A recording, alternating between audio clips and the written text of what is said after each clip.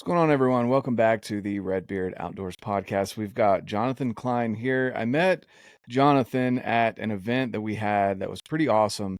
It's put on by one of our buddies, Greg, and I can leave that link down below in the description. If you guys are interested in essentially a field to table type of event where you go out, you get used to shooting rifles, you learn how to dial your rifle in, and then you don't necessarily, sometimes you do kill an animal depending on the place that you go with Greg.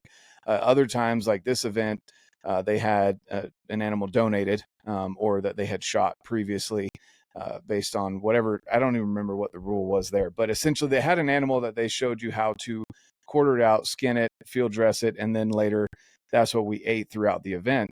It's a pretty awesome event. Again, I'll share that down below, but I met Jonathon there. And Jonathon does a lot of writing for different companies as far as posting reviews and articles online of different gear, everything from, BRP vehicles to, or I guess Can-Am vehicles to, or is it, you do Can-Am, Polaris? We do everything. I don't know what all you do. Yeah, you do. You cover a lot of stuff. We cover everything. And then, yeah. So, and then Jonathon's pretty new to hunting as well. And you'll see behind him here, he's got his first elk. He actually got lucky. We'll get into that story about how he got that tag this year. And everything panned out just great. He was able to tag out on an awesome elk. And we'll get into that story here shortly. But for people that don't know who you are, Jonathon, who are you? My name is Jonathon Klein. I am the executive editor at RedBeard. So we're a power sports blog, basically. Think of us as Motor Trend, but for power sports. So ATVs, UTVs, motorcycles, dirt bikes, jet skis, snowmobiles. But we also do a bunch of adventure stuff, including some hunts. We do some backwoods camping and pretty much everything in between. But yeah, like you said, I am very new to hunting. It's year 3. For me, this is year 3, and I got extremely lucky this year, like the most lucky this year. So as being new to hunting, I knew that I wasn't going to draw anything fun for a long time, right? Like I live in Utah, it's Western states, big game draws for cool tags take years and years and years and years. But it's never a not 0% chance. So apologies for the dog if you could hear her in the background. She's chewing on a bone. And it's all good. We're not public. We're not a Joe Rogan or a Sean Ryan podcast where we've got super fancy lights and nice couches and it's polished. I'm at my kitchen table. Yeah, my dog's over here, and he probably will start barking at something randomly. Of course. But so for my application strategy, which was it's not the best application strategy, but it worked for right now, was I was going to apply to the 2 best units for archery elk in Utah. And I just said, I don't care. It's not a 0% chance. I'll still get the point. I'll get it. And I'll still have my over-the-counter archery elk tag to go after. And last year I came pretty close to tagging out on that OTC tag. I got real close to a handful of really nice bulls, but just it never happened. So I was like planning for that. I was actually, when we were at that event, I was talking to the Huntin' Fool folks and was just like, hey, help me kind of figure this out. And me and Garth Jensen over at Huntin' Fool were kind of planning this out a little bit better so that I could have even a greater chance of potentially tagging out on that OTC tag this year. So that all happens. I don't draw.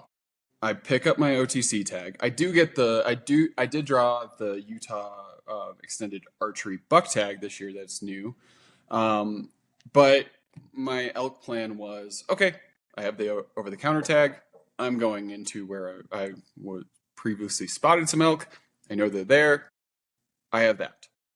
A week before season opener, I get a call from the DWR. And they're like, is this Jonathon Klein? This is Officer so-and-so with DWR. And I'm immediately thinking, oh, I have perpetual principal's office syndrome. So I'm thinking, I didn't do it. I swear to God, I followed all the rules. I did everything I was supposed to. All my tags are good. All my hunting licenses are up to date. And they're like, no. Did you apply to, this unit? And I'm like, yeah, why? Someone had turned in their limited entry archery bull tag for one of those units. And it all went into a hat and my name got picked. So I had a week before the season opened. And 3 of those days I had to fly out to Vermont for a press event to test some new side-by-sides. So I had exactly 1 day to scout and then went immediately into my hunt. And that first day of scouting, I saw nothing. I saw lots of people, but I saw nothing but sheep and cattle and some turkeys. And that was it. And just to give some backstory for people that don't understand, Utah, and I'll continue to say this, Utah is dumb for doing this. We're not allowed to run trail cameras after July, the end of July. And so for him to get this information, it's obviously post July. And so he wasn't able to go out and put trail cameras. He wasn't able to go and do that kind of scouting, get that information, let them soak for a year, any of that. Utah doesn't allow that. I still don't understand their justification behind it. It sounds ridiculous. And after hunting in Idaho for more time than I've ever spent in an elk hunt, and still coming out unsuccessful, and I had trail cameras, multiple, close to 10 trail cams up, we still didn't tag out. I didn't. My buddy did. I didn't. Guess what? Trail cameras don't guarantee success, Utah. If you're out there listening, fix it. Anyway, that's dog. So I went into the hunt, and this is a tag that's a once in a lifetime tag. I talked to a handful of people that waited. My taxidermist who actually finished up the skull for me said he knew a guy that waited 22 years to get this tag.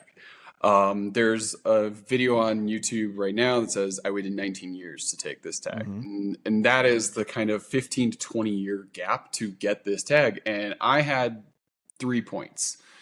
So I had that type of pressure on me. It's like, okay, this is like a once in a lifetime tag. I'll never be here most likely again. I'm locked out of this after accepting it for 5 years for even applying for it. I have to make the most of this time. And the first weekend that the opening weekend, I went into this one spot. I reviewed all the biologist notes that I could find. I talked to some folks who had previously had the tag or guided, and they said, the northern part of the unit was pretty good. But that opening weekend, there were hunters everywhere. There was cattle everywhere. There was sheep everywhere. And I saw turkeys. I had this really cool encounter with 2 coyotes at like 100 yards, which was rad. I saw some deer. I saw some old tracks of elk and some old scat. And that was it. And I moved around a little bit just because I wasn't seeing anything. I think I did 30 miles of hiking that weekend and just nothing. And I was like, okay, like this is frustrating. This is supposedly the best place, one of the best places in Utah to go after bulls, and I haven't found anything. So I was a little discouraged. I think I was texting you and Preston.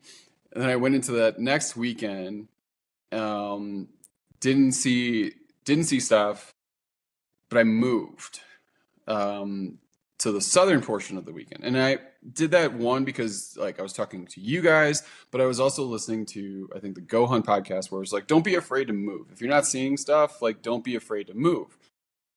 And because I was the northern portion, like those, I spent 3 or 4 days in the unit that first opening weekend because I saw so many people and then like everyone, it felt like everyone was very much concentrated. And from my previous experiences hunting a handful of the other places in Utah for elk and for deer, I knew I didn't want to stay there because there's too many people. Too many people just making too much noise, and I don't like doing that. I like being by myself. So I moved to the southern portion on Preston's thoughts. And he's our friend from Mountain Physio, and he told me kind of a general area, and I went there first, and I hiked 25 miles in those first 2 days.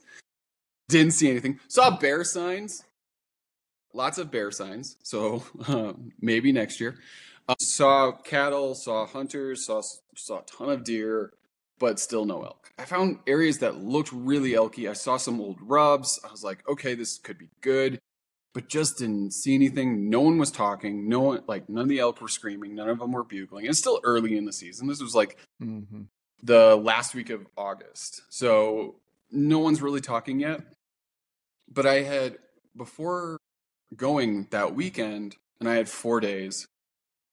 Before going that weekend, I had marked a waypoint on Onyx that was way higher up than what, in the general area that Preston had told me. Because it just looked good. It looked kind of like where I had found the elk last year in the general season. So break it down for people. When you say it looked good, what are you looking for? Above 10K, a bunch of different. Yeah, that's high. Yeah, it was at 10. It was at 10.2, my waypoint. There was a bunch of different kind of mosaic habitat where it had some fields, it had some dark timbers, it had a burn, it had some water sources, it had some quakies, some aspens. So it had this kind of mosaic type of habitat that is pretty much exactly how I found him last year. I was just like, oh, this looks cool. So I kind of was going back and forth to where I found him last year, putting it on this spot and being like, this kind of looks good. It seems like kind of a buffet of areas. So they've got some bedding, they've got some feeding, they've got some open. Yeah. And, I'm, that slightly autistic type of person where like I have been researching elk and trying to consume all the podcasts and content that I could to just try to be more successful. So I was using all that information, all that knowledge that I've ingested over the last 3 years to really trying to hone in some stuff. So I pulled up camp. Like my Can-Am has a rooftop tent on it, which I attribute to making it a little bit easier for me to move around. So I pulled up camp. I went down the gnarliest, I went to the spot, and it was the gnarliest kind of narrow trail. Like the roof nest has it's like a hardcover. It's a hard shell like rooftop tent, and I was scraping the heck out of it, just dragging branches through it. And I get to this Rocky Mountain paint job.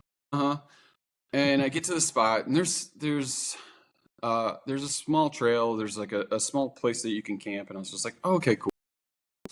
And I just like, all right, rest for a second, go out at dusk because I still had some time. And I walk into this area, and it looks awesome. There's like where I was camping was like a small little set of trees, and then a meadow of like sagebrush, and then a 700-foot incline of just straight up over like a quarter mile. And it's got timbers in the burn. And I was like, this looks great, but let's see if this works out. And I walk in towards the burn that first day, and I come within 20 yards of two bulls. And I was walking kind of down this little embankment, this like right by the burn, and a small 2x2 walks out in front of me, and I'm like, freaking out. I'm like, oh, like 20 yards above me, and then this big, I got so like excited that I didn't even like have a chance to like count times, but like this big dude who had these wrap around, how elk get when they kind of wrap this way instead of like kind of up. But this dude was huge, and his antlers wrapped around like a crown, and it's like just kind of froze because I had started seeing like fresher signs, and then I saw these two. And I was knocking an arrow, and I had been checking my wind and everything, and I had knocked an arrow, and then they blew out, and I was just like, what just happened? turns out a guy on horseback was rounding up some of the cattle in the area and just pushed them away.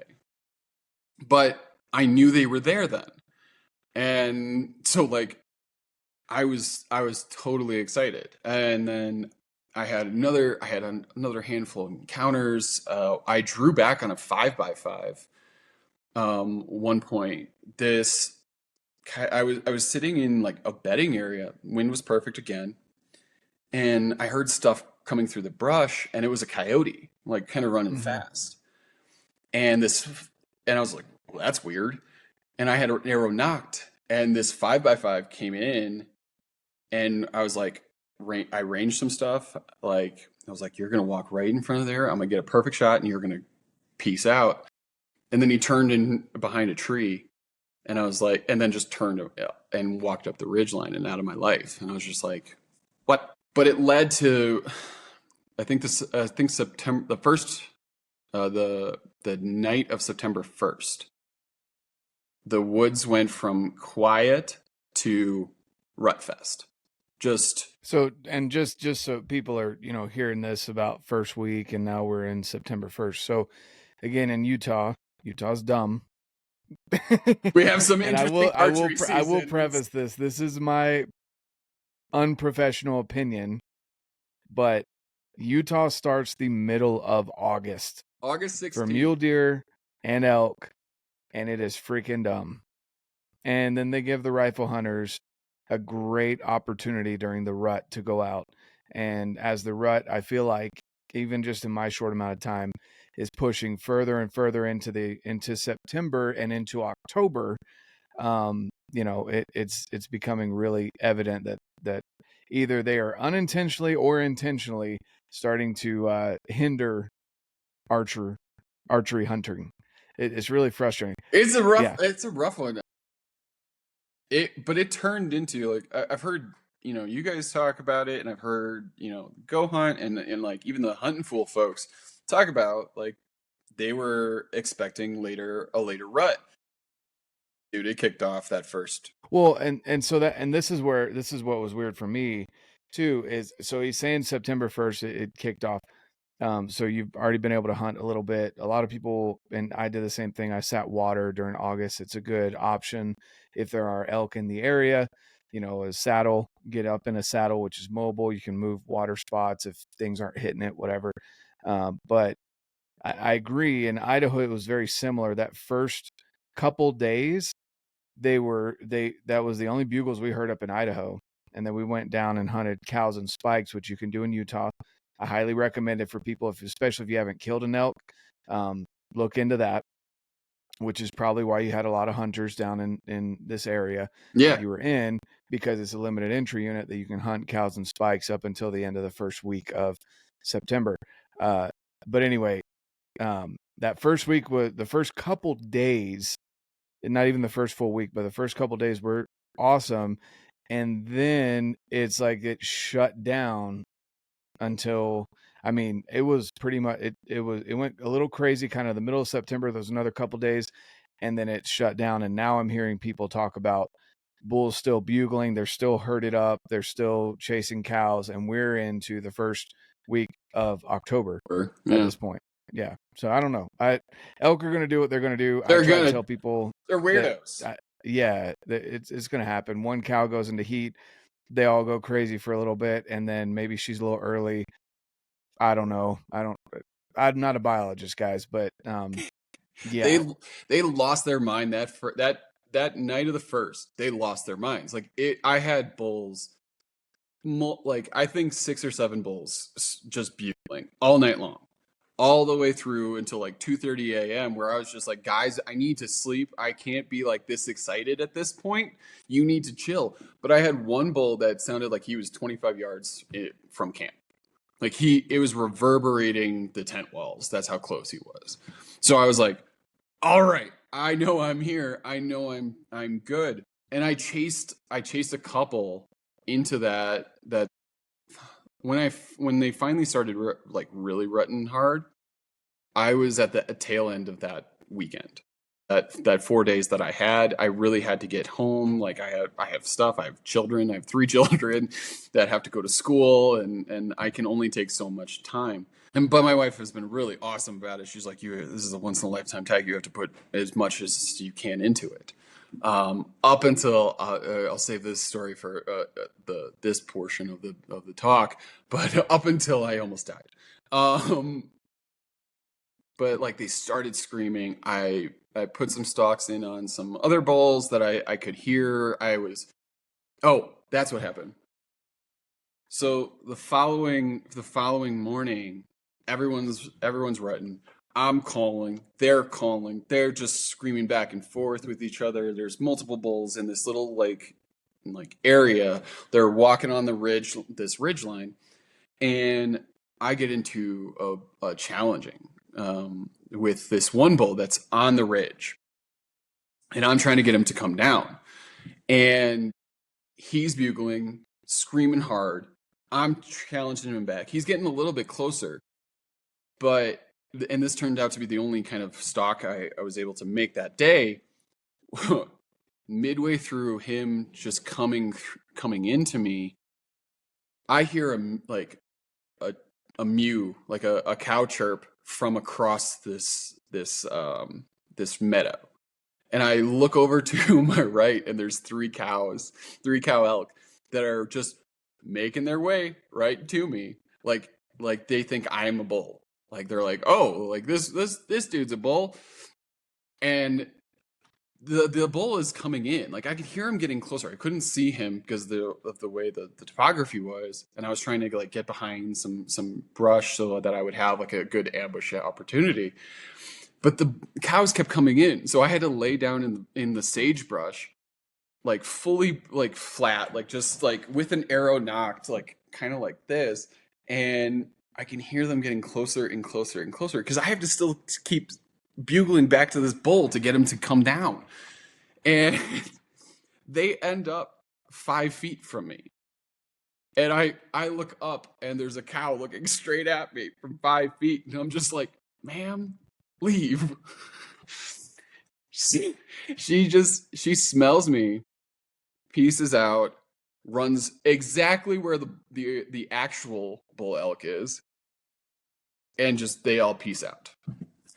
And then it just sort of died down afterward. There was a couple bulls that were, still bugling lower, like way lower from me that I could hear, but it just, no one wanted to play after that. No one wanted to do anything.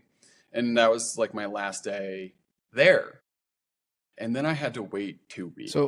So I will say something in my, again, limited. I'm not an expert. I'm not someone that does this for a living, but from my experience, once they smell you, the gig is up, period. They can see you. They can hear you. You can have the worst bugle in the world. Sometimes it sounds like a person, and it's actually coming from an elk. And they're okay with that. It seems like they may go off a little bit, but they'll continue to chirp and bugle and all this stuff. But the moment they smell you, it's like a kill switch. They're done. And it's crazy how that happens. That the other senses, they don't have great vision, stuff like that. Like if you've got that wind in your face and everything, you can still fool them with their ears and their eyes. But if that wind is not right, it's game over. And somehow they communicate that they've smelled something they don't like. I don't know how they do that, but they just all know to shut up. Yeah, exactly. So then I had to wait 2 weeks. I had to wait. My wife's birthday was the next weekend. We had kid stuff all week through, and I had scheduled 5 days for the end of it, and it was truly kind of last ditch effort. That the season ends on the 16th, and I went in on the 11th, and those 2 weeks were nerve-wracking beyond, because like elk move, right? Elk can move country fairly quickly. There's hunting pressure. There's just rut pressure. They could move out of that area. So I was terrified that I was going to go back into this spot where I'd finally found them, that I like finally drew back on bulls, and they weren't going to be there. And so that anxiety and anticipation was just just building and building and building, and my wife was just finally like, you need to leave. And so I did, and I packed up everything. I got back, back up there, and as I was going in, like storm clouds were coming through, and I was just like, oh no, this can't be good. And it hailed, big hail, for like 2 hours after I got everything set up. I got everything set up. I made sure my bow is dialed still, and then it just hailed. Like I packed everything into the tent, and I think it was good in general, just because I had that anticipation, and then I had this kind of hailstorm come in and be like, calm down. And it was good. I was like, okay, cool. Like I have to sit, I have to stay here for a second. And through the hailstorm, I thought I heard a bugle, and I was like, okay, maybe my ears are playing tricks on me. And as soon as it stopped, I heard one. And it was far enough away that I was like, that's far, but at least they're still around here. But the hail and everything stopped right around when it was starting to get dark. Just like right when like dusk was starting to happen. So I went for a little walk, or a hunt. I went for a hike, and immediately I saw 2 cows. I saw a spike, and I started hearing this one bull. And I'm not sure if it was the bull I actually finally killed. Spoiler, but I heard him, and I started bugling back at him. So I knew they were back. They were there, and it was just this relief of anxiety of being like, okay, they're still here. Like I still have a chance of tagging out. And I played cat and mouse with 2 bulls that night. I had that. I sent you the video of the cow that came in real close to me. That was just kind of like, I was hiding behind this little aspen sapling and just kind of sneaking out like this, and she was just like, "What are you doing?" And I'm like, "Come here." But she was with a bunch of cows. There were a couple different bulls. I saw one huge bull. I never saw him again, but he was like a 7x7. And then I saw a 6x6 again. I don't know if it was him, but it was awesome. It was a great night. I had more encounters, so I knew they were there. So but they stayed. The way that I saw this going down was they were staying on this ridge line. So the following morning, I set my alarm really, really early, and I went out at dark and tried to get up on this ridgeline because they were staying on it. And I was like, okay, if I stay here, if I get up here, I have a chance to ambush them as they're coming up or going down or trying to collect some cows. And immediately I'm bugling back and forth with this one, but he's already above me. And I'm like, okay, weird. But this, seriously, if you look at this terrain, camp was here. The base of the ridge was here, and then it just goes straight up. So he was staying above me, and I was like, okay. And I had been up there scouting the weekend before, or the week before that I was up there. I knew kind of what was around there. And then there was a big rock slide. There was some dark timbers, and there was a meadow kind of further along this ridge line.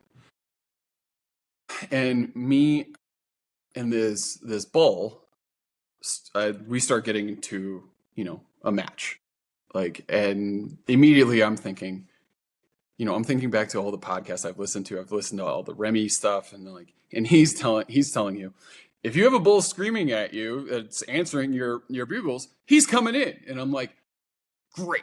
This is awesome. But he's not. He's not coming in. He's going further away. Like, he's still challenging me. That tells me he's got cows. If in my again limited experience, if he's bugling, screaming at you, but he's not coming in, he's either bedded and lazy or has cows. He was going further. He was walking further. Which the cows are pushing him away. Because the cows are like, screw this. I don't want to deal with stupid bar fight. I don't want to deal with that crap. You're coming this way. If you don't come this way, we're going to find another We're going to leave. So I'm thinking to myself, I'm like, okay, he's talking back to me, and I'm getting a little bit closer, but he's getting a little bit further. And we play this cat and mouse game for like an hour. And I'm like, finally, I'm getting further and further and further into what I can only describe as the pits of hell.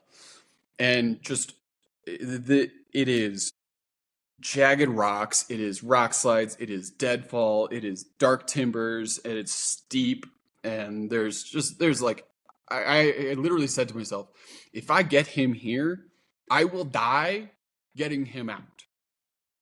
And so there's this triple roll meadow of like a hill. It's very narrow, and it just goes down. It almost looks like a cut, but it's not. It's like way in the backcountry. And it's just a little meadow. And I'm like, this is a great spot for a snack. And so I sat down, and I'm like, I'm not playing this game with you anymore. Like, I can't play this game with you anymore. I'm going to just take a break. I'm going to eat some food, an Uncrustable, as we've talked about many times, you and I, and just sit here and just take a break. And then maybe I'll make a camo packaged Uncrustable at this point. I don't know any hunters that don't take them, except for me, because I don't eat Uncrustables. But you need to. Like the vast majority of people have Uncrustables or something. Got a little bit of protein, a little bit of sugar, and a little bit of carbs. It's the perfect food. But like, I sat down, took all my stuff off, and I was just like, I'm going to regroup. I know I heard some bulls further back. Maybe I could chase those. And I don't know why I did it, but I pulled out a call and just cow called. Like midway through my Uncrustable. I was just like, maybe I'll call to them and see if anyone is willing to play a little bit further back and see that. And I cow called. And the bull that I had been chasing screams. Like, just like a guttural scream that I had not heard him do, where I was just like, oh, okay. So I waited a second and cow called again. I'm still sitting there. I'm still like halfway through an Uncrustable. Uncrustable's in my hand. And I cow called. Is this an external cow call? Yeah. No, okay. It's a diaphragm. It just diaphragm. You should probably throw that diaphragm away at this point. It might have tasted good that same day, but it probably it has a little bit of a rip in it. Yeah.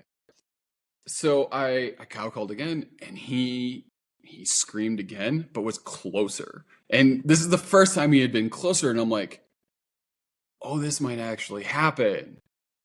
So, but I was in a terrible position for anything to happen. I kind of knew where he was coming from just based on him bugling, but I was in a terrible position where, I was up on the top of this rolling hill, and I had no shot from where he kind of sounded like he was coming from. So, as quietly as I could, I knocked an arrow, and I just moved to that second kind of rolling hill. But I had to kind of like skirt some bushes, really pick where my feet were going to go. I should have taken my boots off. I just, at that point, nothing was going through my head but this bull coming in.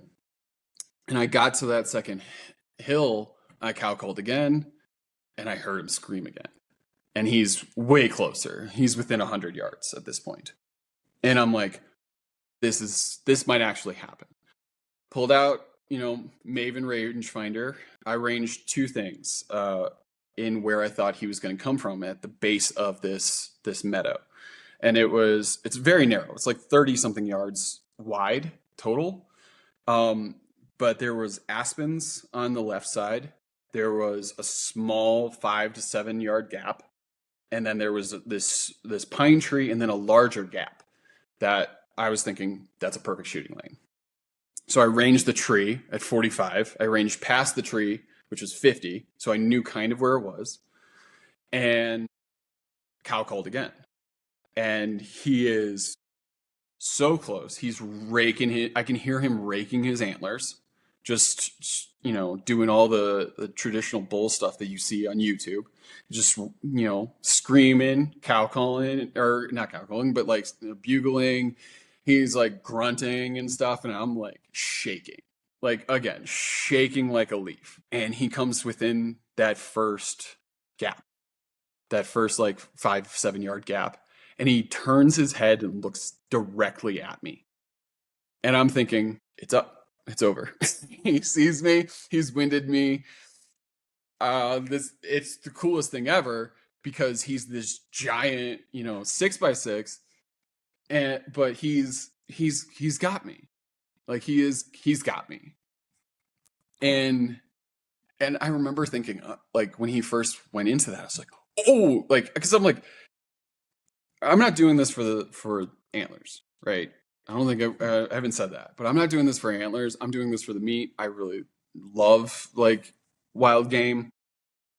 But this was such a cool opportunity, and it's just like, but when he walked into that thing, had it been like a spike or had it been like a 4x4, I probably would have been the exact same, like insane in that moment. But he is this giant elk. Like he's just this giant bull. And so everything is going like this. But for some reason, he turns his head and doesn't catch me. He goes right behind the tree. And I beforehand, when plotting this scenario out, I was like, he's gonna go in, he's gonna go right through that first thing, he's gonna go behind that tree. That gives me a time to draw without him seeing me. And as soon as he goes into that next one, if he stops, I can if he doesn't, I can cow call him or just get him to stop, and I can pull through the shot. And he didn't. He screamed right at me, looked right at me, went behind the tree. I drew back, and like, I'm sitting. I'm on my butt. The hill is kind of slanted to the left, and I'm trying to like go like this. So it's like 47 yard shot downhill, sitting just off kilter. And as soon as he passed that tree, I had him in the vitals, but I was still like shaking. Like I can feel myself like still shaking. And I was just like, that's not a good shot. And then he stopped. And this is the one thing I don't remember about the exact situation, is if I stopped him or if he just stopped by himself. But at that moment, everything kind of just went silent in my brain and in my hands. Like, and I felt my bow just going from like kind of like this to just dead still. And I pulled through that shot, and I watched the arrow just fly. It was the coolest thing.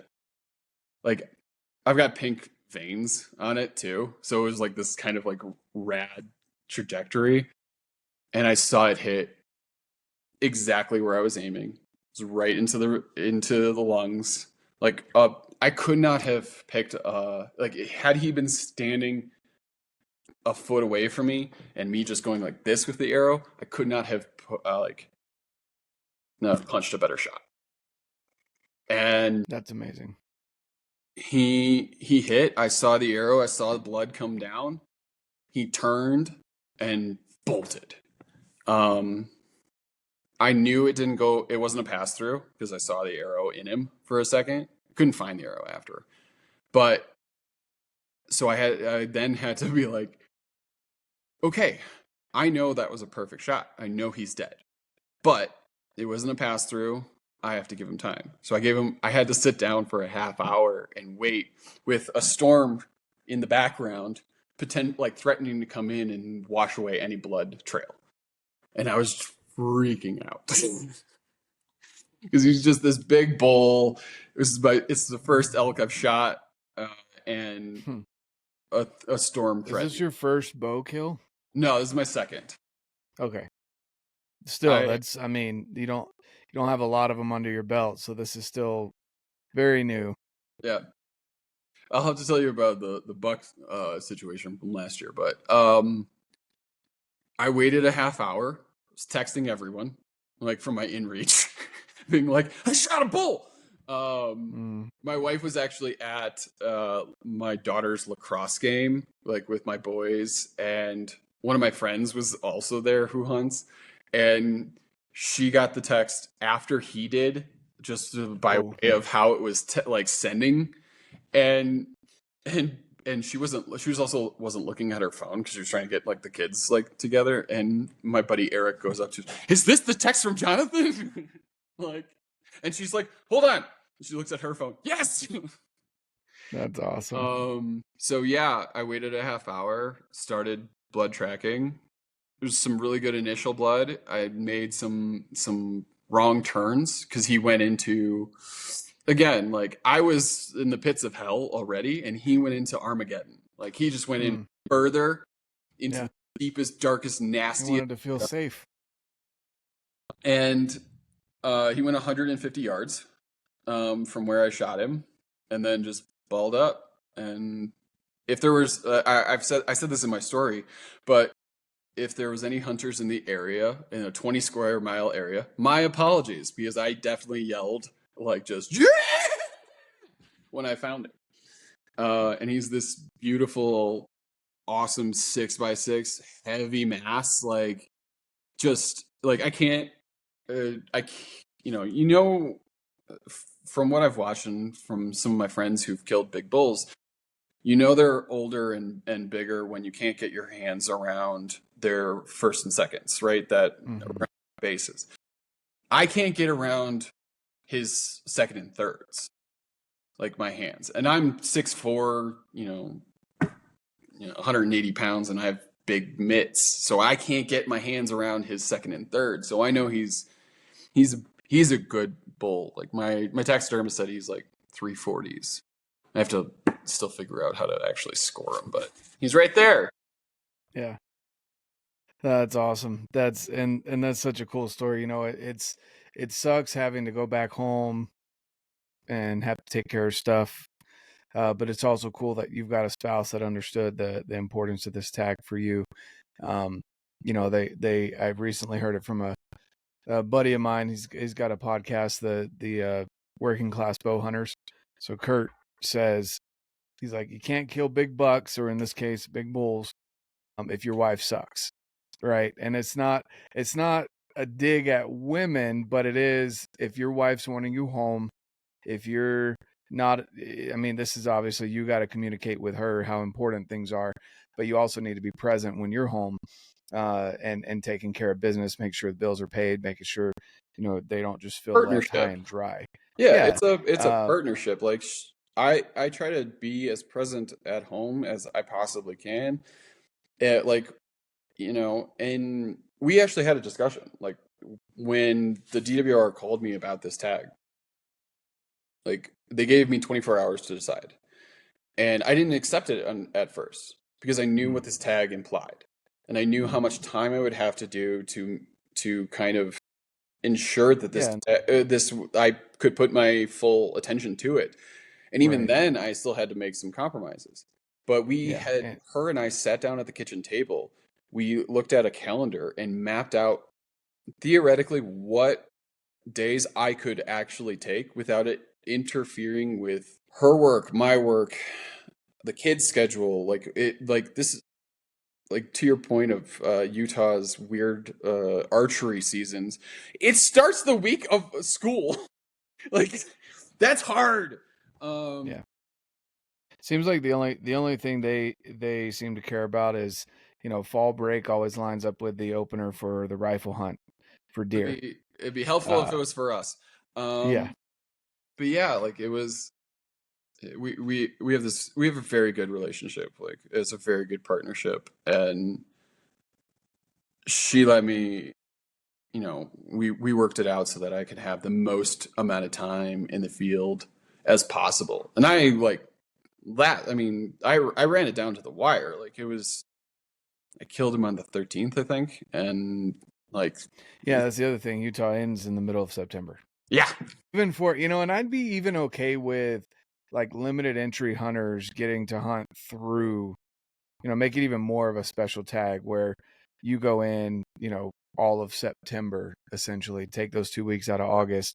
And if you draw a limited entry, you get to go in during September, all it'd of be September. it would be nice, but I mean, after I killed him, took me about 2.5 hours, 3 hours to butcher him by myself, and I was by myself. I had It's not friends. bad timing for by yourself, first elk, and I could have done you a know, better job. I could have done a better job. yeah. Well, I mean, you're not a butcher either, right? No, You know, I and it's funny. I helped a guy clean his bull on September 1st, that I was hunting with up in Idaho, and you know, he's talking about the same thing, like, oh, you know, I wish I could be a little bit cleaner. I'm like, look, dude, honestly, it doesn't matter. And the butchers will clean that up. But on top of that, like I was still showing him things, and that's just basic from my basic knowledge of anatomy, yeah from going through college and doing anatomy, where, you know, I showed him how to get the heart. He'd never taken the heart from an animal without completely gutting the animal. yeah. And I was like, yeah, you don't want to do that with elk, right? You don't want to deal with the guts. So I just showed him, go to the second rib, slice the bottom connection point off, crack the rib back, and you reach in, you get the heart. He was like, oh, I would have that was, I would have appreciated you there during that portion because I went to get the heart. And it was the last thing I was going to go get, mm. and I was already super tired. I was like, I had just butchered this giant dinosaur of an animal by myself and hiked all that day.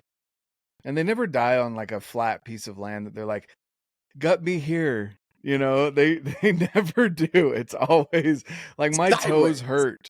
My toes hurt from cleaning my buddy's bull Yeah.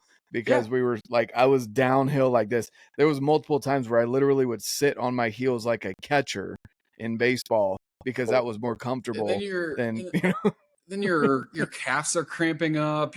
Everything is your Yeah. hands are cramping up. And I went to go get the heart because I really wanted it, and I was so tired at that point.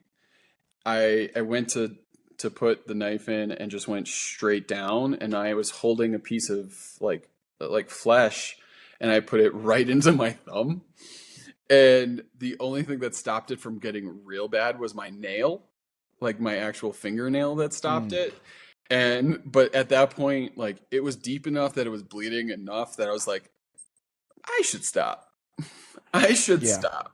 I should Especially cut. if you're by yourself. Yeah. Oh yeah. Oh yeah, and Uh, that night, so I tried. It was at that point. It was getting later in the day. It was about to storm, and I was Let me like, guess, you were using a Havalon. no, I have Gerber and Benchmates. I use the Fixed blades. I got a fixed Adamus Benchmade, which I really like, and that's great for getting through meat like real quickly. That's a Um, folder. Oh, no, no, that's no. gonna be fun to clean. An What's it? Adamus? Yeah, it's the fixed one, Okay, I'm like, they have a the folder version of the that. I'm like, big one. that's gonna get all gunked up. Ugh. Oh, I No. have got plenty of Yeah. folders that got gunked up. It was No. gross. Um, and then I have the Gerber like scalpel ones Mm. for like all the fine tools, fine ones, and taking off the Those hide. scare me. I've seen too many people that are way more experienced than me get injured. I've personally come really close to some bad calls on that side. I'm all about fixed blades. Yeah, exactly. I'm all about fixed blades. So when I say Havalon, I'm referring to the I scalpel know. replaceable style. Yeah. Yeah. But anyway, so yeah, that, you know, that's with the heart, just for people out there, it's really not that difficult. I've tried kidneys, I've tried liver. I can't do it. It's too, for me, it's too gamey. Some people love it. That's cool, whatever. I just can't do it. And so, but the heart is the first thing that my kids ask for when I get home from a hunt. Mine too. And so, yeah.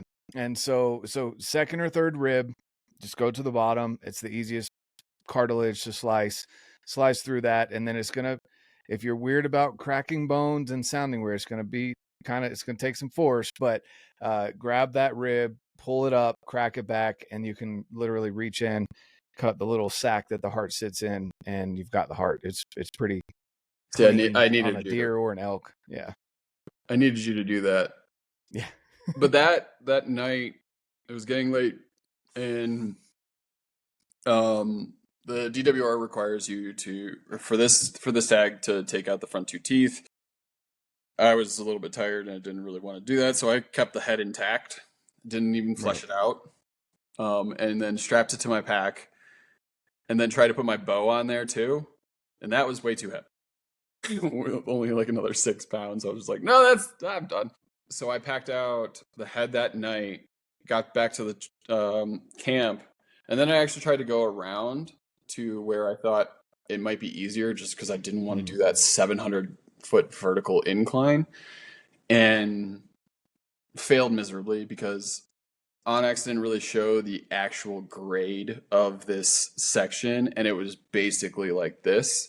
It was closer. It was like a mile, and it was a straight shot on the same elevation band, but it was just vertical, basically. So I had to go all the way back. Wasted a mile that felt like 10. Well, that was the next day because I ran out of time, but luckily it froze that night. So I left all the meat and my bow up there at the kill site. It was only about 1.5 miles from camp as the crow flies, but you and I are not crows. So what I ended up doing was I kind of did a leapfrog approach again, because I was by myself.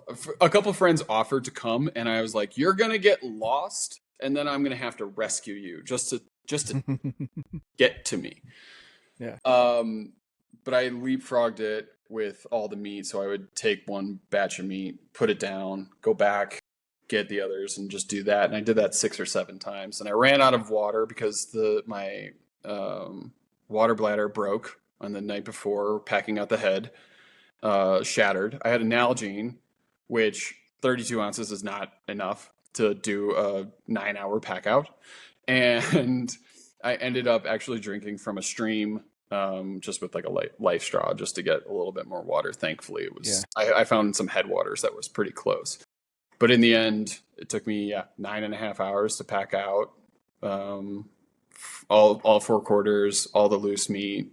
I had the head with me the night before and my bow. And and now I have a freezer full of meat. And a dope skull. How much did you end up? I mean, we'll say again, I don't know how to measure. 340 is a great bull. I don't know how to measure stuff, so I still look at a bull and I'm like, I'll still ask people, I'm like, is that 390 or not 390? Is that 300? Is that 280 class? Like, and I'm starting to get a gist of how people can identify it, but it takes a lot of time. And I genuinely, I'm right there with you. You can't eat the antlers. It's cool. And what it represents to me, like, is, they're older, more mature, or they just look, just flat out look cool. They do. But we've, I've seen some elk and deer the same way. Just last year going to Wisconsin, my buddy killed a spike and I killed probably maybe 2-year-old buck. And his was like twice the size body wise of mine, it's like, it's, he got more meat off of his spike than I did. So I got a ton of meat. Like that freezer is packed to the gills, and like we're gonna eat some elk burgers tonight. But I don't know. I think I pulled off I didn't bone it out. I think I pulled off probably about 350 pounds of meat. Yep. And got 60% of it when all was said and done. Yeah, and that's a lot. That's a ton. There's people out there too, though, that I've got friends that kill multiple animals in a year. I kill ideally multiple animals in a year, like last year, and they're like, "Oh, you can't eat that much." I'm like, "Man, you must not have kids. You don't have children." Yes, because you don't understand. Like when they find out that they like something, you know, and it's hard to stop them from eating it. Yeah, exactly. Like my daughter So came it's hard home. to keep that. My daughter came home yesterday from school, and she's a feral savage. And she's just like, "Dad, can I have like a scrambled egg?" And I'm like, "Yeah." And I did that real quick. 15 minutes later, "Hey, Dad, can I have another scrambled egg?" "What? Didn't you just eat one?" "Yeah, okay, fine." 20 minutes later, "Can I have another scrambled egg?" "You have had 2 scrambled eggs already, and I know I made you one for this morning for breakfast. Are you okay?" And she's like, "Yeah, just want another scrambled egg." And I was just like, "Okay." So I made her 4 scrambled eggs yesterday alone. And I know she'll eat 3 or 4 burgers tonight. Yeah, so yeah. I mean, I got a ton of meat. I got a dope story. I got the, one of the coolest adventures Beautiful ever. bull. Yeah, he was so cool. Like, he was a fighting bull too. Like, he had fought his way through the rut this year and last year. So like this year he had this gnarly abscess above his eye from getting poked in the head by another bull's tines. And then as I was butchering him and going like beneath it, like pulling off his skin, his hide, and there's scar tissue just like all along his ribs and his hindquarters, and like he had lived this cool life. Like, you could just tell that he had lived this cool life, just out doing elk things in some of the most rugged country that you could possibly imagine. Yeah. Oh, that's really cool. That's awesome. And that's a really cool story. And there's still a lot of hunting left. Obviously you've got other tags that you've got going on, but I feel like, some people feel antelope kicks off their season. I try and save my hunting for September or the end of August, so that I can take as much time as possible during that time. Yeah. And this, I'll be honest with you, man, this year kind of, there's a lot. It was bittersweet because it was a great season, but I didn't end up with, any elk in the freezer from this year, and so it happens. Sucks to be back in the 90% rather than the 10% that I've been in the last 2 years. Yeah. But it was humbling. It was good. So it's good to see people like yourself having success, getting your first bull down with a bow. Hopefully you're not ruined for future, cow spike hunts now that you've killed a big old bull. Someone, one of my friends said that to me. He's like, you know, you're ruined, right? Like, you're just ruined forever. You can still go to the and this is what I tell people all the time is like, go to the limited entry units and hunt that first week of September. So if you want an amazing like YouTube type experience, go to a limited entry area in Utah and cow and spike hunt, because you will hear bugles if there are elk. You will hear bugles. You'll get to see big bulls if you've got some good glass, and you'll more than likely get into a couple of good encounters. It's funny because I should have I called it calf, but in my mind a calf is just a young cow. I could have had a calf in the freezer, but I had a moment where I just didn't. It was weird. Like, it was like, don't shoot it. It's young, whatever. Yeah, I told my buddy about it, and he was like, "Well, you sure as heck didn't have any problem shooting those young whitetails last year in my property." So I was like, "Dang it, man! I should have had you in my ear when that calf came running in, because I would have, I would have just done it. I would have pulled that trigger." But no, it's something that I do tell people, like, especially if you haven't killed, I'd say even mini elk. Definitely do that if you're in Utah, because it's an experience that I was able to show my 10-year-old what a big bull looks like. Yeah. I mean, we had one run out in front of our side by side at 30 yards when we were going up a trail one morning to get set up for the morning.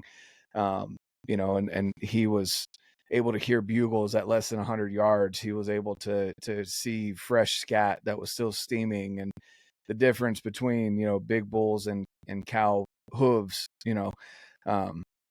So I definitely think that's a hidden gem, especially for people that don't have a lot of elk experience.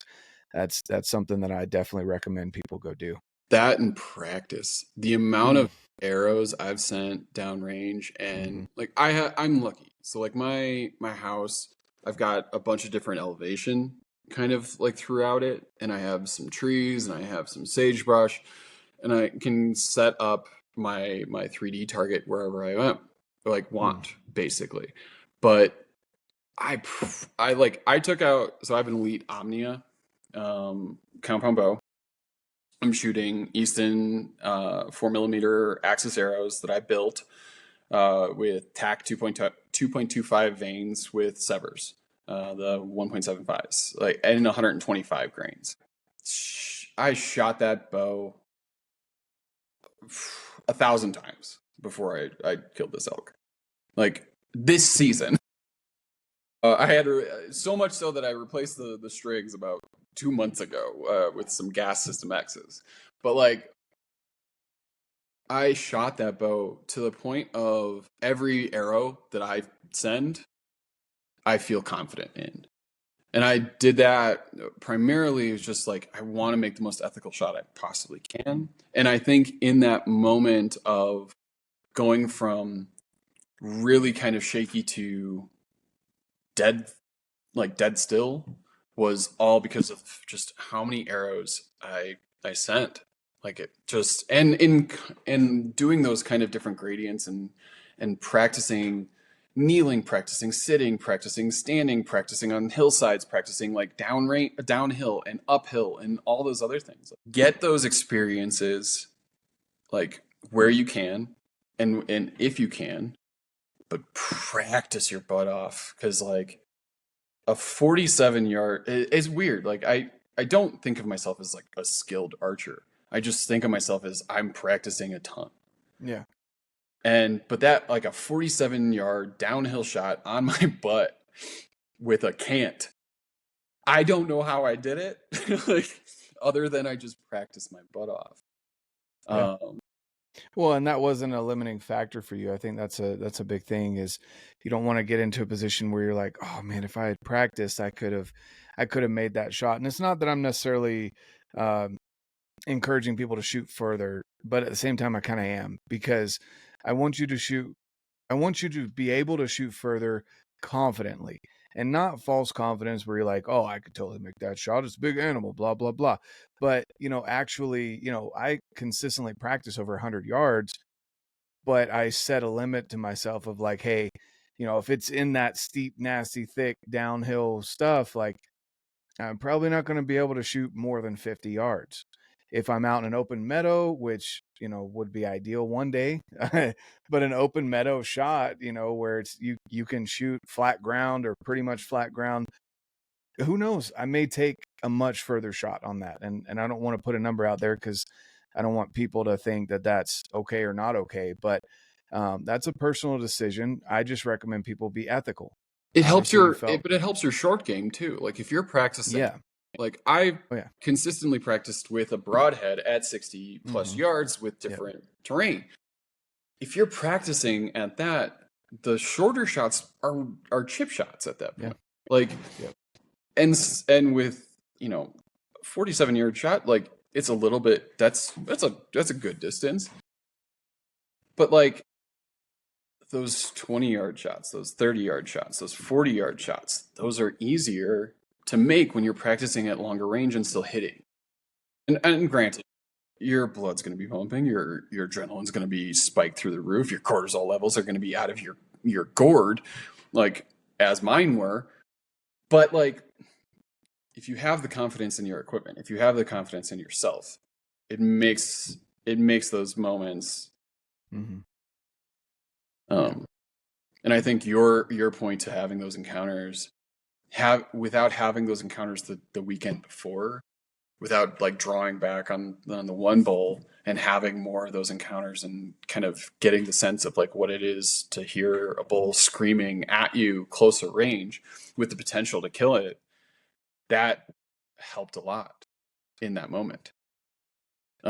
It still boggles my mind that it happened. Like I still can't really believe it. I turn the corner to come out here every morning now and see him, and I'm like, that's not real. But it helped. Like all of it helps. And I'm 100%. stoked that it happened. Although I will say this, one of my buddies killed a small bull this year, and he was kind of like, I was like, oh, send me a pic, and he's like, it's not as big as yours, and I'm like, I don't care. So yeah.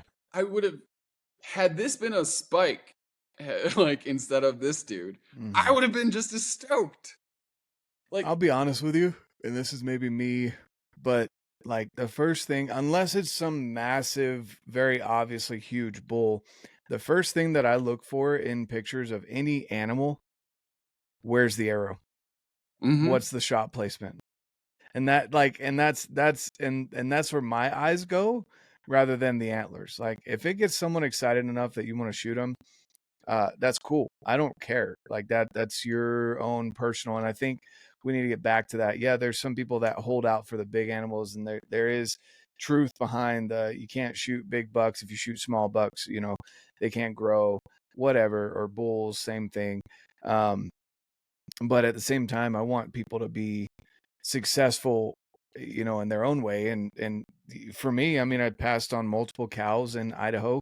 It was legal for me to shoot. I had multiple come into sub 10 yards on me. I didn't want a cow. For me, that would not have been a fulfillment of the tag for me personally.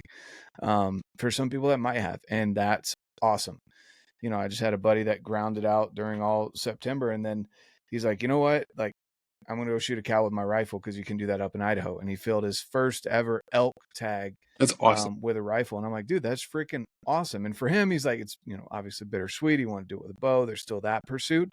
But you've checked the box of I've killed an elk now. I know how to clean an elk. I know what elk meat tastes like. I get to have elk meat, you know, going forward. I think that's just as important, especially if you're new.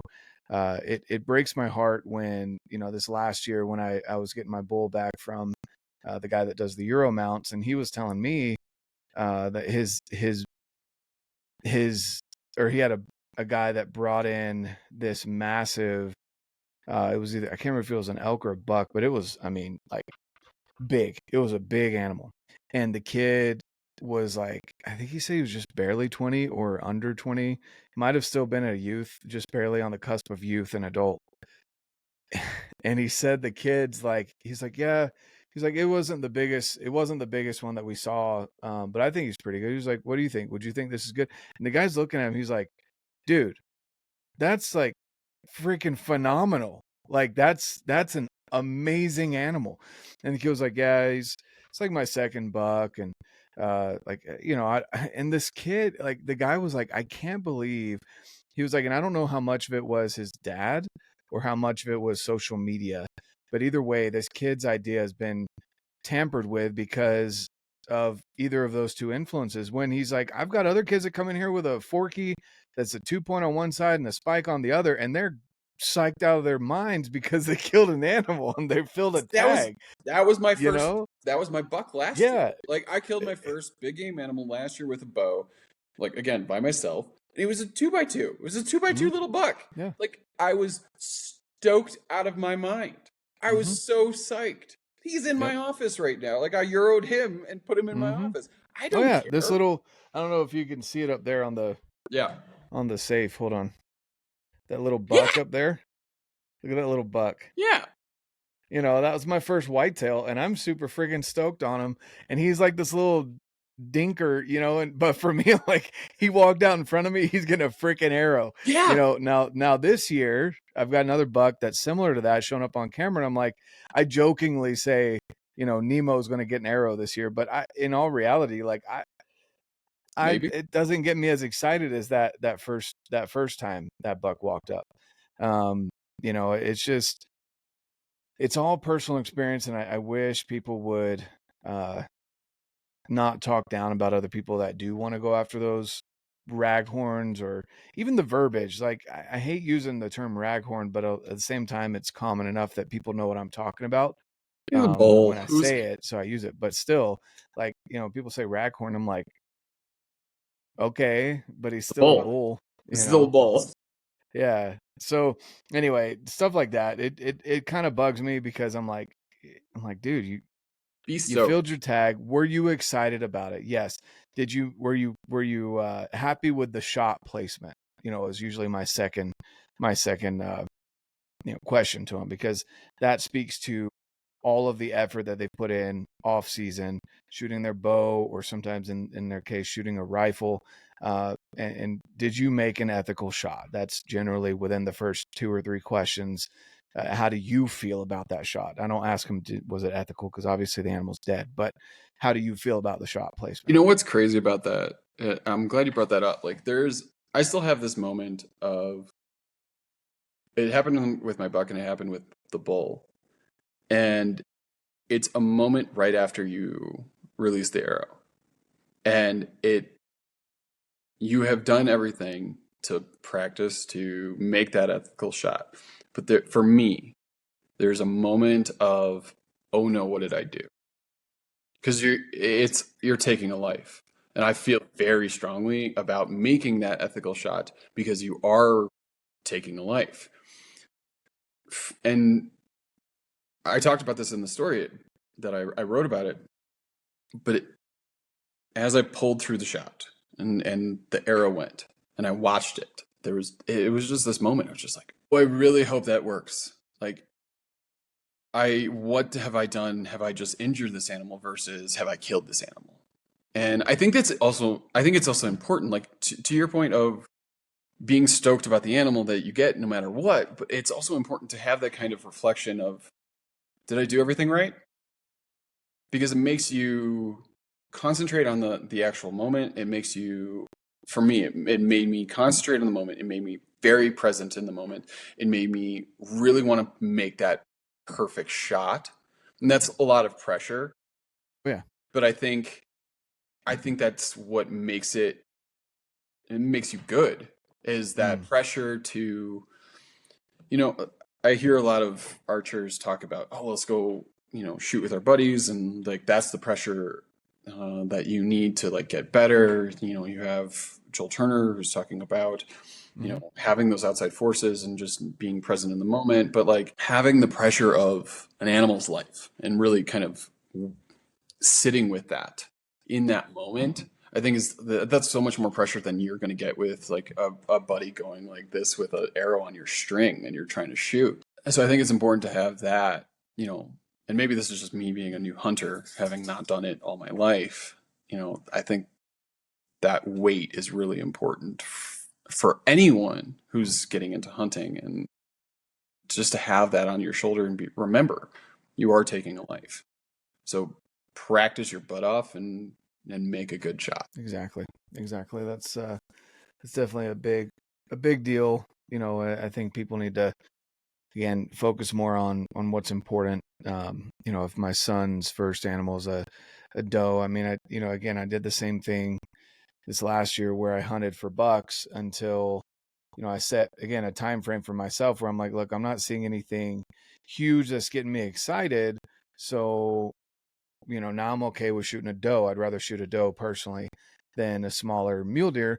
My own personal, I've shot a couple mule deer. I want to shoot something bigger than a forky at this point. And I didn't see anything like that in the area I was hunting. So I was like, I will take a doe. There's obviously a lot of does here, and I see them all over the roads. I'm like, obviously there's a surplus of does. I'm great with that. And then I'll still get the venison and that's how I handle it. Same thing this year. I'm like, if I'm not seeing anything exciting by the first week or two of November, I'll take a doe. I have no problem with that. And so it just, again, that it's all up to what's your experience. And you've got the people out there like, I'll just say like a Martin Chag that is all about the adventure of going out and getting the big mature animals, scouting them repeatedly, like as many animals as he sees. I'm like, dude, I would have put so many stalks on these animals at this point. Like, I don't know what the frick. But They're going his after thing him is and like, him and him and him and yeah, him. exactly. I'm like, dude, like, you talk about backing off of a stalk because it was a raghorn. I'm like, screw that. Like, but for him, and it's not about, I don't feel like, anyway, the vibe I get from him, he seems like a genuine person, but it's more about his passion is, I want to get the big mature guy because I love playing that chess match, right? Then you got to look at it as well. Nothing wrong with his lifestyle at all. So I don't want it to come off like this, but he is single. He has no kids, and he might have a girlfriend, right? But he has no kids, no marriage responsibilities. And this is his entire, like, he literally quit his 9 to 5 to do this full time. So then if you put it in that lens, it's like, oh, that makes more sense. But then you've got the lens of like me and you, or then you've got the guy that works, a very strict blue collar 9 to 5, is constantly covered in grease because he works at the refineries, whatever. And he gets 3 days out of the entire year to go on a hunt. Dude, you fill that tag with a spike, I'm going to high five and hug you and like be there to pack them out. Right. So it's just the lenses that you look at different hunting lifestyles is, I feel like, also very, very, very important. It absolutely is. Like, I want everyone to be stoked. Like, I don't care. Like you said, I want you to be stoked about whatever animal you kill. Like, you did it. Like, Yep. Doesn't matter if it's with a rifle. It doesn't matter if it's with a bow. Hunting is hard, and just be stoked. Be stoked about whatever you kill. Because, again, you're taking a life. You're filling a freezer. And just, you're doing it. You're doing it. So it doesn't matter to me. Like, for the folks that are doing it professionally, awesome. It's cool content to watch. And it gets you psyched. Oh yeah. Don't be down on yourself for having, don't put yourself in their situation. No. Don't pretend like that's what your hunt experience is going to be like, because they, again, going back to Martin, his experience is literally miles and miles and miles and miles that you don't see on social media or YouTube that he puts in, whether it's on a bike, whether it's backpacking, whatever, off season, on season. He is essentially living in the mountains. I don't know why he even rents the place that he rents, because like he is literally just up in the mountains so much. That's literally his life. That's like me having the view that I have from my home office. That is his view from his quote unquote home office every day. Right. And so you just can't compare your hunt experience to people like that are out there. I mean, even me, like, I got lucky. Like, I have a job that I can kind of, I can make some of my own hours. I can pre-write some stuff and get ready for, like, taking a day off. But at the end of the day, like, I did not have, like, I had 4 days at a time at most. And that 2 of those days were weekends. Like, it was not, for what this tag is, and for what I've seen other folks do for this tag, or for other tags, like, influencers or out, professional hunters, where they're like, I'm going the entire month of September. I didn't have that. Yeah. Exactly. I put in, and even then, like, it would kind of hurt, like it did this year. It hurt a little bit more putting in more time and not getting it, Yeah. But like, well, I'll just show you, and I don't know if it'll come up on camera or not, but like this guy. Yeah. Let's see if okay. So that's this guy's first ever archery whitetail, and his first. What do you say? He sent the video of his first reaction. I'm not going to play it because he's quite profane in his excitement, but he's a Wisconsin boy. He's a Wisconsin backwoods boy, so he's super stoked on it. But like, everyone in this group chat is just blowing him up with how excited they are. And in my opinion, I'm like, dude, if I could kill a buck like that, that would be freaking amazing. Like, and he almost kind of came off as like, well, this is my first bow buck. I'm like, I don't care if that's your first or your 50th. That's a freaking stud. That's a stud. That's a stud buck. Exactly. Get excited. Exactly. Yeah. So yeah, I guess I would kind of end with that. Just, let's make sure we're encouraging positivity. I feel like there's been an upswing, obviously, in the last few years of archery hunting. It's become the cool thing. I think we'll see a drop off in that, unfortunately, because people are realizing it's not easy. Hard. And they're not hard. willing to, they're not willing to stick it out year after year. And that's okay. But also, I don't want them to drop out because of discouragement from people online. I'd rather it be, a personal choice that they choose to either go back to rifle or something, hopefully not quit hunting in general. But No, I mean, like I told this to my buddy who got the bull. And then he was like kind of like shy about it. Like I'm like, let me see it.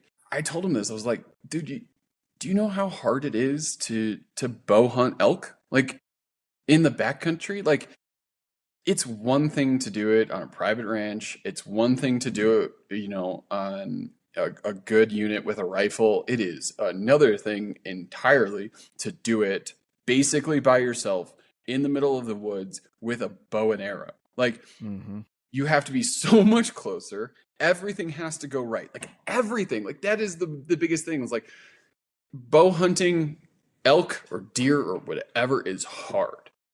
It is incredibly gratifying when you get it right, and it is incredibly depressing when you get it wrong, but it is so much fun. Like it is so much fun. And yes, I've had some success to do that, but like the first 2 years of elk hunting was just miles and miles and miles and miles of hiking and nothing to show for it apart from learning. And I think that's one of the things that like I would leave on would be every mile covered is something that you learn. It's hard to realize that in the moment when you're eating tag soup and your feet are killing you and your back is killing you and you're miles from the truck and you're like, what did I just get myself into? But those miles of seeing nothing, seeing something and not getting a shot off, of drawing back and not getting a shot, to getting busted like I did last year and having like this little 3x3 elk stare me down at 40 yards. They add up to success. They add up to knowledge and learning that you can then apply.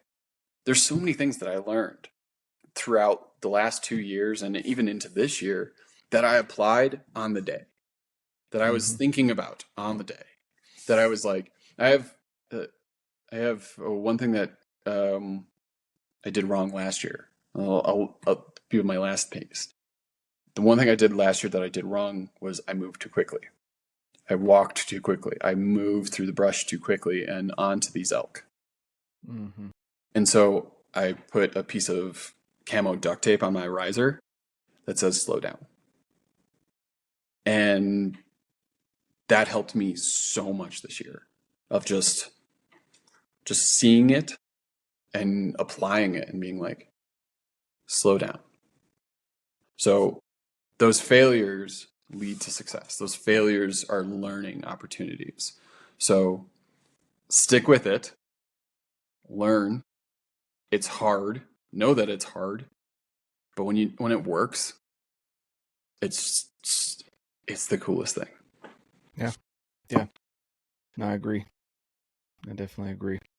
Well, I appreciate your time today, Jonathon. It's always a blast getting to chat with you. And of course, again, there's lots of hunting left. Good luck on your deer tag and your possible bear and mountain lion tag while you're up there.